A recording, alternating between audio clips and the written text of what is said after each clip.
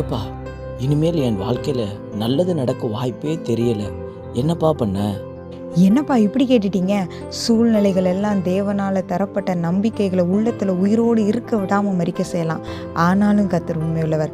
கொடுத்த நம்பிக்கைகளை, கொடுத்த தரிசனங்களை அவர் சாக விடுகிறதில்லை. உங்களுக்கு கர்த்தரால் ஒரு நம்பிக்கை தரப்பட்டிருந்தா, ஒரு நாள் உங்கள் நம்பிக்கையை நீங்கள் இழக்கக்கூடிய சூழ்நிலை வந்தாலும் அதை தாண்டி அதை நிறைவேற்ற தேவன் வல்லமையுள்ளவராக இருக்கிறார். அதுதான் அவர் தந்த நம்பிக்கையின் அடையாளம். ஒரு விவசாயி ஒரு சிறிய விதையை நிலத்துக்கு அடியில் ஆழமாக புதைச்சானாம். அந்த விதை அந்த இருட்டை பார்த்து பயந்து போய் அழுது அது நினச்சதான், ஐயோ என் வாழ்க்கை முடிஞ்சு போயிருச்சு, என்னை சுற்றி ஒரே இருட்டு, என் மேலே இவ்வளவு கனமான மண் அழுத்துது, என்னால் அசைய கூட முடியலை, இனி என் வாழ்க்கையில் வெளிச்சமே வராது, எந்த நன்மையும் நடக்க வாய்ப்பே இல்லை என்று சொல்லி சோர்ந்து போய் முடங்கி கிடந்ததான்.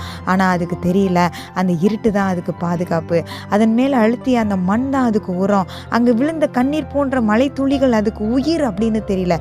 சில நாள் கழித்து அந்த விதை மெல்ல உடைந்ததாம். அதன் பலவீனமான வேர்கள் மண்ணை துளைத்து கொண்டு மேலே வந்ததாம். சிறிய குருத்து மேலே முளைத்ததாம். மண்ணை தள்ளி கொண்டு அது வெளியே வந்தபோது அங்கே ஒரு பிரம்மாண்டமான உலகம் காத்துக்கிட்டு இருந்ததாம். அது ஒரு பெரிய நிழல் தரும் மரமாக வளர்ந்ததாம்.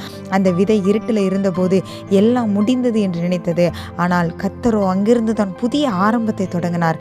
மனிதர்கள் முடிந்து விட்டது என்று சொல்லும் இடத்தில்தான் தேவன் தொடங்குகிறேன் என்று சொல்லுகிறார். வாய்ப்பே இல்லை என்று சொல்லும் உலகத்திற்கு முன்னால் தேவனால் எல்லாம் கூடும் என்று விசுவாசிப்பதுதான் உண்மையான பலம்.